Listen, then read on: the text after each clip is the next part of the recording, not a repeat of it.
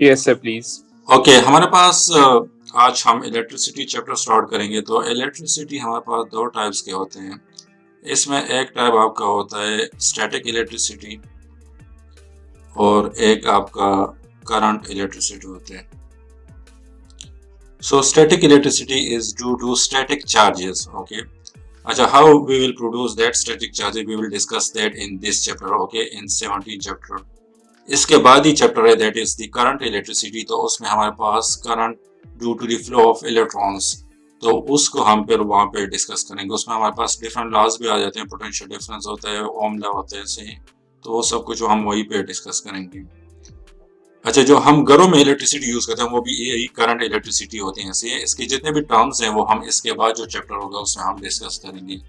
तो static electricity के जितने भी हैं वो यहाँ पे हम डिस्कस करेंगे, ऐसे जितने भी टर्म्स हैं। अच्छा, इसमें हमारे पास इस तरह होता है कि स्टैटिक इलेक्ट्रिसिटी को अगर आप डिफरेंट मटेरियल यूज ले लो, सही है, और उन डिफरेंट मटेरियल को आप रब्ट कर लो एक दूसरे के साथ, सही है, तो यहाँ पे फ्रिक्शन होगा। तो फ्रिक्शन की वजह से यहाँ पे हमारे पास डिफरेंट यहाँ पे हमारे पास क्या होता है, यहाँ पे हमारे पास यूनिफॉर्मली चार्जेस डिस्ट्रीब्यूट होंगे यहाँ पे, सही है। और इसी तरह यहाँ पे भी हमारे पास यूनिफॉर्मली चार्जेस डिस्ट्रीब्यूट होते हैं।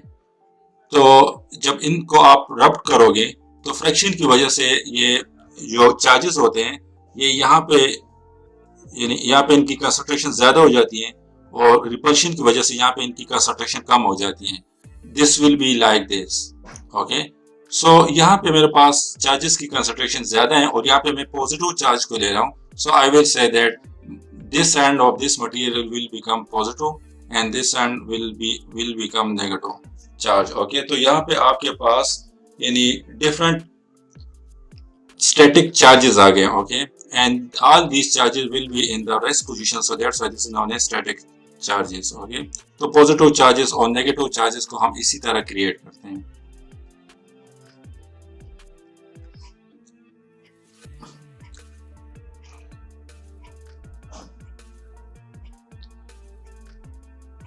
अच्छा, अब ये हमारे पास यहाँ पे ये हमारे पास चार्ज हो गया। ओके, इसको मैं चार्ज मटेरियल कहूंगा। Okay, this is now charge material. अब अगर एक दूसरा मटेरियल है उसके पास ही इसको मैं ले जाऊं विदाउट, यानी कोई फ्रिक्शन नहीं है यहाँ पे, इसको मैंने सिर्फ इसके नजदीक ले गया, तो यहाँ पे क्या हो जाएगा, यहाँ पे आपके पॉजिटिव चार्जेस आ जाएंगे और यहाँ पे आपके नेगेटिव चार्जेस आ जाएंगे। तो यहाँ पे भी आपके स्टैटिक चार्जेस प्रोड्यूस हो गए। तो इसको हम कहते हैं कि this material will charge by induction, उसको हम चार्ज बाय इंडक्शन कहते हैं। ओके, यानी due to this charge material positive और नेगेटिव चार्जेस यहाँ पे इंड्यूस हो गए। So that's why this is known as charge by induction. अच्छा, अब हमारे पास डिफरेंट चार्जेस, यानी इस साइड पे मेरे पास पॉजिटिव चार्ज आ गया, यहाँ पे नेगेटिव चार्ज आ गया, तो इसकी वजह से आपका एक इलेक्ट्रिक फील्ड प्रोड्यूस होगा। ओके, तो इस मटेरियल इलेक्ट्रिक फील्ड का जो डायरेक्शन होगा that's will be positive to negative. Okay, इस तरह होगा। So the electric field direction will be from positive toward negative. और इलेक्ट्रिक फील्ड में एक हमारे पास ये भी है कि the lines of force start from positive charge and end on a negative charge. Okay, the lines of force are smooth curve which never touch or cross। It means के ये आपका पॉजिटिव चार्ज प्लेट है और ये आपका negative charge plate है। So आपके जो इलेक्ट्रिक फील्ड होगा that's will be from positive to negative, लेकिन ये क्रॉस नहीं होंगे। ओके, ये इस तरह यूनिफॉर्मली होंगे। अच्छा, क्यों क्रॉस नहीं होंगे, वो इसलिए क्रॉस नहीं होंगे क्योंकि वहां पे फिर आपके मल्टीपल डायरेक्शन आ जाते हैं। हमारे पास इलेक्ट्रिक फील्ड क्या होता है, that is a vector quantity. तो electric field is a vector quantity, तो इट मींस के इन लाइंस का एक स्पेसिफिक डायरेक्शन होगा। ओके, इनका एक स्पेसिफिक डायरेक्शन होगा that will be from positive toward negative. लेकिन अगर कोई फील्ड इसी तरह, यानी अगर ये फील्ड ये इसको क्रॉस कर ले तो फिर क्या होगा, तो फिर इसके डायरेक्शन मल्टीपल हो जाएंगे। ओके, अगर इस तरह होगा तो फिर आपका लेट से यहाँ पे आप इलेक्ट्रॉन को रख लो, सॉरी पॉजिटिव चार्ज को यहाँ पे आप रख लो, पॉजिटिव टेस्ट चार्ज को। सो वो रिपल्शन की वजह से इस डायरेक्शन में मूवमेंट करेगा। तो वो जब यहाँ पे आ जाए तो उसको मल्टीपल वेज आएंगे। ओके, जबकि हमारे पास वेक्टर क्वांटिटी में सिर्फ एक ही डायरेक्शन होता है। तो यहाँ पे मल्टीपल वेज आएंगे, वो यहाँ पे कंफ्यूज हो जाएगी कि मैंने इस डायरेक्शन में जाना है या इस डायरेक्शन में जाना है। तो इसी वजह से यहाँ पे as electric field is a vector quantity, तो ये क्रॉस नहीं होते, जो फील्ड लाइंस होते हैं ना, ये क्रॉस नहीं होते, ये यूनिफॉर्मली इस तरह डिस्ट्रीब्यूट होते हैं, यानी पैरेलल लाइंस होते हैं। Okay, the lines of force are smooth curve which never touch और क्रॉस। ओके, क्योंकि वो क्रॉस कर ले, अगर क्रॉस कर लिया इन्होंने तो फिर यहाँ पे क्या हो जाएगा, मल्टीपल डायरेक्शन आ जाएंगे। तो यानी हमारे पास वेक्टर क्वांटिटी का यही वो होता है कि वेक्टर क्वांटिटी जो होती है उसका एक मैग्नीट्यूड होगा और एक स्पेसिफिक डायरेक्शन होगा। तो यहाँ पे मल्टीपल डायरेक्शन वो नहीं होता, सही। वेक्टर क्वांटिटी का एक ही डायरेक्शन होगा। स्केलर क्वांटिटी के मल्टीपल वो हो सकते हैं। अगर आप स्केलर क्वांटिटी को इस डायरेक्शन में कर लो, इस डायरेक्शन में कर लो, इस डायरेक्शन में कर लो, तो उनकी वैल्यूज चेंज नहीं होगी। लेकिन वेक्टर क्वांटिटी को अगर वेक्टर क्वांटिटी का डायरेक्शन ये है और इसी क्वांटिटी को अगर आपने इस डायरेक्शन में कन्वर्ट करना है, तो फिर वहां पे जो उनकी वैल्यूज होंगी वो चेंज होंगी। अच्छा, अब हमारे पास अगर यहाँ पे हमारे पास बहुत ज्यादा पॉजिटिव चार्ज हो जाए, सही है, बहुत ज्यादा यहाँ पे हमारे पास पॉजिटिव चार्जेस आ जाएं और यहाँ पे मेरे पास बहुत ज्यादा नेगेटिव चार्जेस आ जाएं, तो आपके इलेक्ट्रिक फील्ड भी बहुत ज्यादा हो जाएंगे। सो you can say that the strength जो होगा, the strength of the electric field hard हो जाएगी या स्ट्रेंथ उसकी बढ़ जाएगी। या स्ट्रेंथ उसकी बढ़ जाएगी। तो आप स्ट्रेंथ को किस तरह आइडेंटिफाई कर सकते हो? अगर लाइंस क्लोज होंगे तो आप कह सकते हो कि ये इलेक्ट्रिक फील्ड का, यानी this electric field is stronger than the second one, जिनकी इलेक्ट्रिक फील्ड ज्यादा क्लोज नहीं होंगे, सही। अच्छा, यहाँ पे अगर दो पैरेलल प्लेट्स को आप यहाँ पे इस तरह रख दो, जस्ट लाइक कैपेसिटर, ओके, तो यहाँ पे मिड में जो आपके इलेक्ट्रिक फील्ड होंगे वो तो यूनिफॉर्मली होंगे, लेकिन एंड पे आपका वो, इसको हम एज इफेक्ट कहते हैं। Okay, edge effect, edge effect की वजह से आपके फील्ड कुछ इस तरह होंगे, तो इसको हम फ्रेंचिंग फील्ड कहते हैं। Okay, this is known as fringing field. Yes sir. अच्छा, इसमें अक्सर एमसीक्यूज आ जाता है कि आप पॉजिटिव चार्ज को रख लो और आपका एक ग्राउंड प्लेट है। ओके, तो इलेक्ट्रिक फील्ड जो होगा वो ग्राउंड के प्लेट के साथ कितना एंगल बनाएगा, अक्सर एमसीक्यूज में आता है, एमडीकेड में भी आया था अभी, तो वो 90 डिग्री एंगल बनाते हैं। ओके, यहाँ पे ये जहन में रखो। अच्छा, बस इलेक्ट्रिक फील्ड जो होगा, पॉजिटिव चार्ज ये आउटवर्ड होंगे फ्रॉम पॉजिटिव चार्ज। कल मेरा एग्जाम था ऑन संडे, तो वहां पे ये एमसीक्यूज आया था कि इलेक्ट्रिक फील्ड क्या होगा फ्रॉम पॉजिटिव चार्ज, तो वो आउटवर्ड होते हैं। ओके, तो और नेगेटिव चार्ज में इनवर्ड होगा। अच्छा, अगर आप पॉजिटिव चार्ज को इस तरह रखते हो, यहाँ पे भी इस तरह एक दूसरा एमसीक्यूज भी अक्सर आता है कि दो पॉजिटिव चार्ज को आप इस तरह रख लो और इसका इलेक्ट्रिक फील्ड जो होगा that's will be like this, क्योंकि वो एक दूसरे को रिपेल करेंगे, सही है। तो यहाँ पे आपका क्या होगा, यहाँ पे अगर आप चार्ज को रख लो तो वो इस डायरेक्शन में आएगा या इस डायरेक्शन में आएगा, तो वो आपका, ये आपका नल पोजीशन होगा। ओके, यहाँ पे आपका इलेक्ट्रिक फील्ड जो होगा वो जीरो होगा। अच्छा, क्यों जीरो होगा यहाँ पे? पता नहीं सर।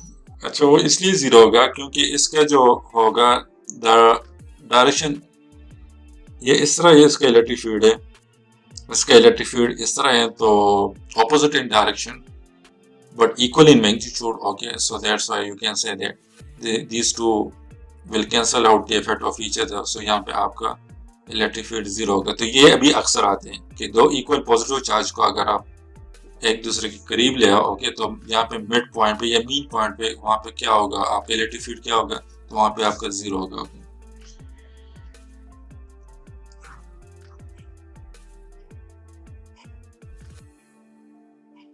ठीक है सर। अच्छा, इसके बाद इलेक्ट्रिक फील्ड स्ट्रेंथ की तरफ आ जाते हैं। तो हमने इलेक्ट्रिक फील्ड भी पढ़ लिया। ओके, तो इलेक्ट्रिक फील्ड आपका इसका पॉजिटिव से नेगेटिव की तरफ होगा। यहाँ पे आप पॉजिटिव चार्ज को रख लो। ओके, एक पॉजिटिव चार्ज को अगर आप यहाँ पे रख लो तो इस पे कितना फोर्स एक्ट होगा, due to this electric field a force will act on this charge. तो कितना फोर्स एक्ट होगा, that's will tell you this electric field strength, आपको वो सारी इंडिकेशन देगा। Okay, and we represent the electric field strength by E alphabet, okay, and that is equal to force per unit charge.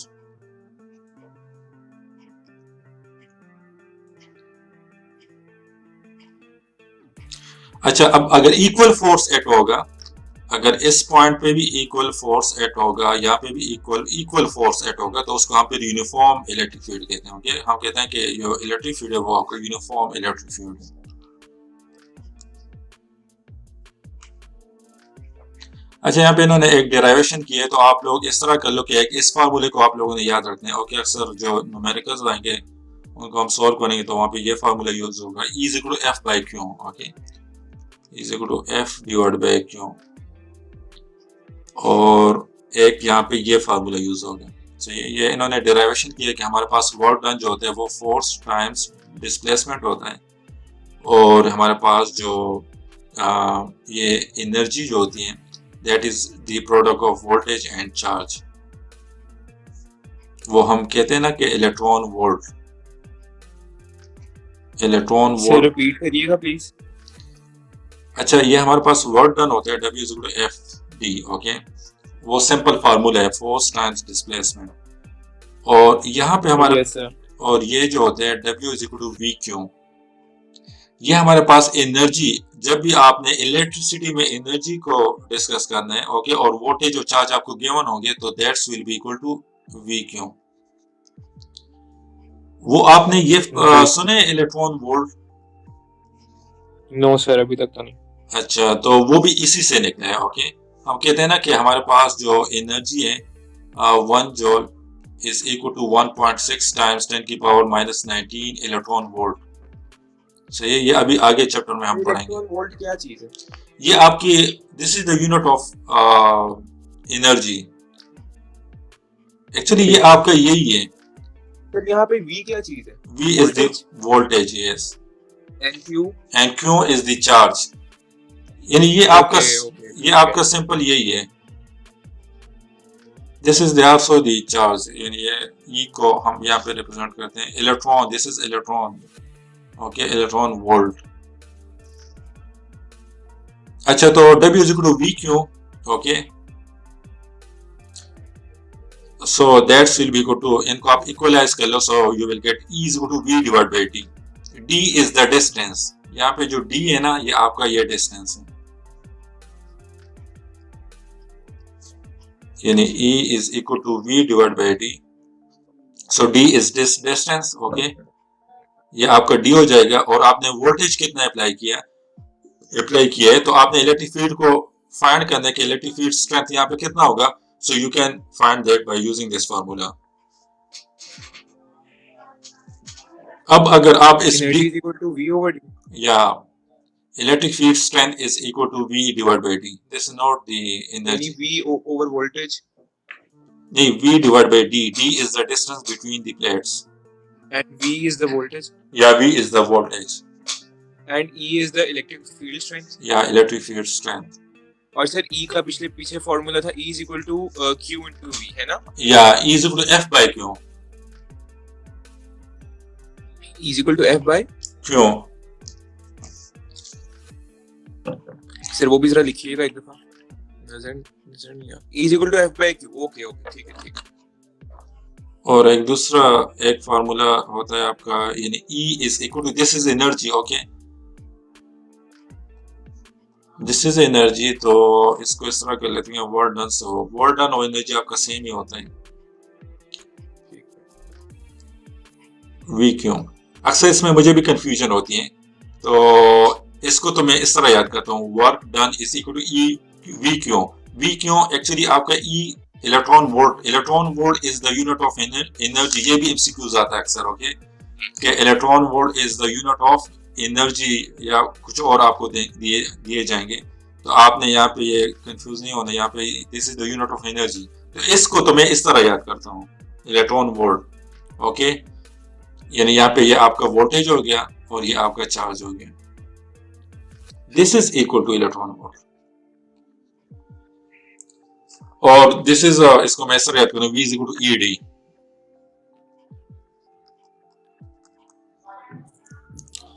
और E is equal to F by Q, सही है।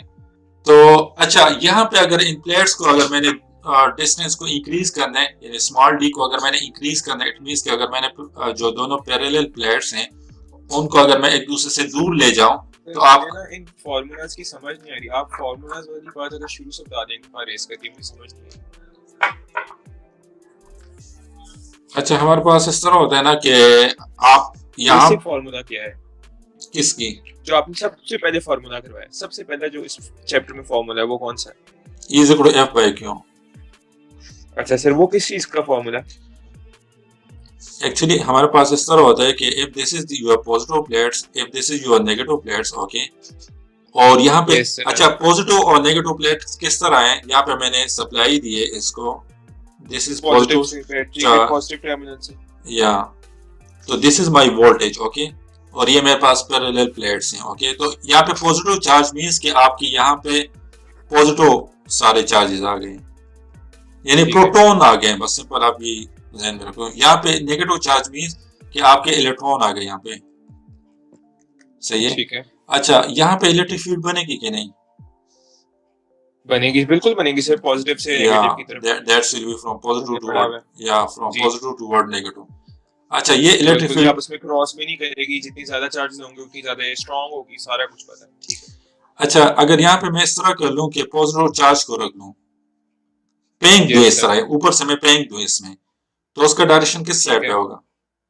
तो negative की तरफ ही होना या वो नेगेटिव की तरफ जाएगा, इस पे फोर्स एक्ट करेगा, तो जिसकी वजह से ये नेगेटिव डायरेक्शन में जाएगा, राइट? Yes sir. तो कितना फोर्स एक्ट होगा? दैट इज इक्वल, तो नहीं पता, या that is equal to E Q, that is equal to E Q, ठीक है। E is equal to F over Q, Q is the charge, okay, ये चार्ज कितना है? E is the force, Q is equal to charge and E is equal to electric field strength। अगर strength ज्यादा होगा तो आपका force इस पे ज्यादा एक्ट होगा, या अगर स्ट्रेंथ इतना नहीं है, ये चार्ज ज्यादा है, ओके, तो फिर इस पे फोर्स ज्यादा एक्ट होगा क्योंकि ज्यादा होंगे। तो यहाँ पे आपका F is equal to E Q। समझ गया। यानी आप ये कह सकते हो कि F is directly proportional to E if your charge Q is constant। तो लेट्स से ये मेरे पास कांस्टेंट है, मैंने लेट्स से 2 कूलम का मैंने चार्ज यहाँ पे फेंक दिया, ओके। तो 2 कूलम का मैंने यहाँ पे चार्ज फेंक दिया, तो इस पे कितना फोर्स एक्ट होगा वो डिपेंड करता है इस इलेक्ट्रिक फील्ड पे, इलेक्ट्रिक फील्ड स्ट्रेंथ पे। ज्यादा होगा तो ज्यादा फोर्स एक्ट करेगा, कम होगा तो कम। F is equal to EQ हो गया पहला फार्मूला, तो ठीक है। नेक्स्ट, अच्छा, अब अगर ये फोर्स कांस्टेंट होगा, यहाँ पे भी ये एक ही फोर्स एक्ट होगा, यहाँ पे भी एक ही फोर्स एक्ट होगा, या यहाँ पे हर जगह या हर पॉइंट पे, तो you can say that this electric field is the uniform electric field, ठीक है। अच्छा, इसके बाद एक दूसरा फार्मूला है।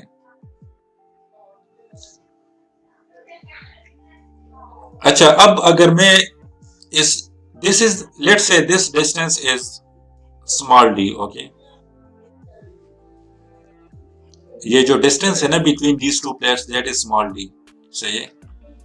अब अगर मैं इस डिस्टेंस को इंक्रीज करूंगा तो आपका इलेक्ट्रिक फील्ड इंक्रीज होगा या डिक्रीज होगा, या that's will remain? Electric field तो इंक्रीज हो सकेगा लेकिन स्ट्रेंथ तो कम नहीं हो जाएगी।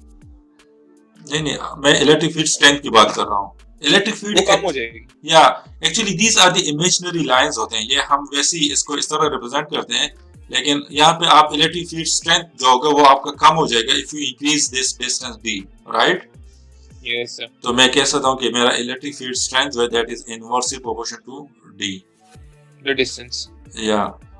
अच्छा, अब अगर मैं इस d को कांस्टेंट रख लूं, सही है, ये इतना ही है, और मैं इसको इंक्रीज कर लूं, तो यहाँ पे बहुत सारे पॉजिटिव चार्जेस आ जाएंगे। तो मैंने आपसे कहा अभी हमने कुछ स्ट्रेंथ बढ़ जाएगी, क्यों बढ़ जाएगी? क्योंकि आपके लाइंस बढ़ जाएंगे। अभी हमने कुछ देर पहले भी यही बात डिस्कस की, हमारे पास स्ट्रेंथ किसको रिप्रेजेंट करता है? Number of electric field lines को। ज्यादा लाइंस होंगी यानी ज्यादा क्लोज होंगी लाइंस, ज्यादा स्ट्रेंथ होगी। तो मैं ये कह सकता हूँ कि मेरे पास जो इलेक्ट्रिक फील्ड स्ट्रेंथ है that is directly proportional to V। बिल्कुल, yeah, you can say that, yeah, so electric field strength is direct proportional to V, so E is equal to V divided by T। ठीक है। तो ये formula आपका यहाँ से बन गया। अगर आप भूल भी जाओ तो आप इस डायग्राम को ज़हन में रखो, ओके, और इस आप ये फार्मूला इसी तरह बना दो जिस तरह भी मैंने बनाया, ठीक है। अच्छा, एक दूसरा फार्मूला भी है, वो हम आगे फिर पढ़ लेंगे। वो आपके एनर्जी का होता है। ओके, वो इन्होंने यहाँ पे लिखे हैं। ठीक है। सो ये आपका जो वर्क डन होता है that is equal to V Q.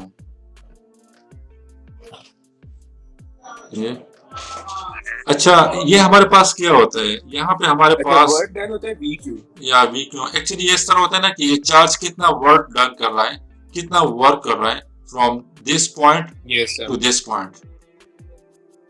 Yes sir. यानी ये यहाँ से लेके यहाँ तक कितना वर्क डन कर रहा है। So that is you can find that by using this formula, but that depend on this voltage. Okay, capital V. अगर डिफरेंस ज्यादा होगा तो ज्यादा वर्क डन करेगा। यस सर, ठीक है। सही है। अगर डिफरेंस ये पोटेंशियल डिफरेंस कम होगा तो कम वर्क डन करेगा। तो you can say that V is equal to work done per unit charge. यानी this is per unit charge. Okay, so work done per unit charge moving from this point to this point. अच्छा, इसके बाद हमारे पास यही है कि आपका एक पॉजिटिव चार्ज होगा, प्लेट होगा। ओके, एक नेगेटिव चार्ज प्लेट होगा, और उसमें अगर आपने कोई चार्ज फेंक दिए हैं, ओके, पॉजिटिव चार्ज, तो उसका डायरेक्शन वो इसी तरह होगा। Okay, this is positive plate and this is negative plate, so that's will move toward the negative plates. Okay, negative plate, yes. या